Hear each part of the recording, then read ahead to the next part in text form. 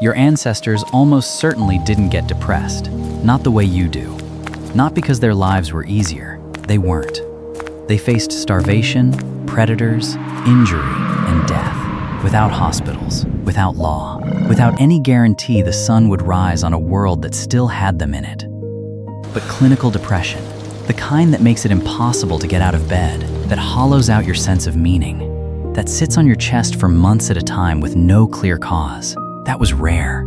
Not because they were tougher, because their brain was living in the environment it was built for. Yours isn't. Depression isn't a flaw in your brain, it's a signal. A system that evolved over hundreds of thousands of years to respond to a specific set of conditions. Isolation, purposelessness, physical stillness, disrupted sleep, disconnection from other people, by shutting you down until something changed. For most of human history, those conditions were temporary.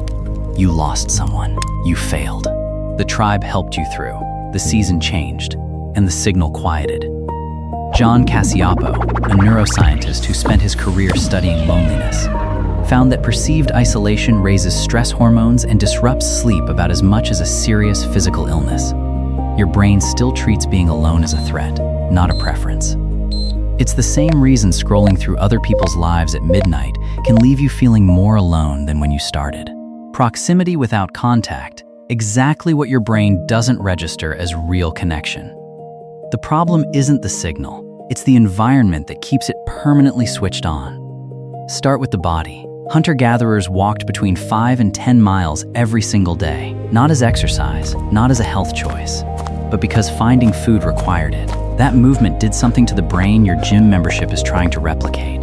Physical activity floods the brain with serotonin and with BDNF, brain-derived neurotrophic factor, a protein that literally rebuilds the brain's capacity to handle stress. Your body was not designed to sit still. When it does, for long enough, it starts to interpret stillness as danger. Their diet did something similar. The hunter-gatherer diet was rich in omega-3 fatty acids, from fish, wild game, plants with nutritional profiles nothing like their farmed versions today. Omega-3 is tied directly to brain structure and mood regulation. Remove it from the diet long enough and the brain's ability to regulate emotion starts to erode. Stephen Ilardi, a psychologist at the University of Kansas who has spent decades studying the relationship between lifestyle and depression, found that when you give sedentary, depressed patients the lifestyle elements of a hunter-gatherer, their recovery rates rival antidepressants. In some trials, they exceed them. Picture two people leaving the exact same hard week. One goes for a walk before the sun sets, the other doom scrolls in bed until 2 a.m. Same brain, same chemistry, completely different person by morning. But none of that is the biggest one. The biggest one is the fire. Anthropologist Polly Wiessner of the University of Utah spent years living with and studying the Jew/Hoansi Sand people of the Kalahari, one of the few populations whose way of life still offers a real window into how hunter-gatherers actually lived. She recorded thousands of hours of conversation, and what she found should stop you completely. During the day, Jew/Hoansi conversation was mostly practical. Food, resources, the logistics of survival. After dark, around the fire, 80% of conversation became something else entirely. Stories about distant people and places. Fears spoken out loud, met with laughter or silence.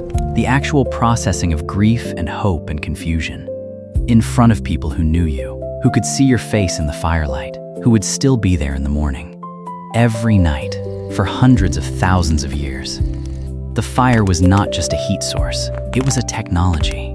The oldest mental health infrastructure in human history.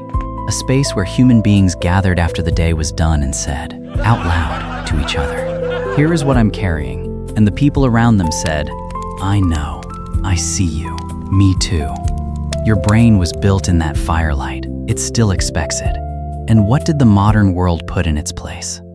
A screen, roughly the same glow, roughly the same size, positioned in the dark, roughly where the fire used to be. The screen gives you the shape of connection, other faces, other voices, the sense that people are present, but no one can see your expression. No one knows you're watching. You cannot be held. You cannot be truly known by a feed that doesn't remember you when you close it.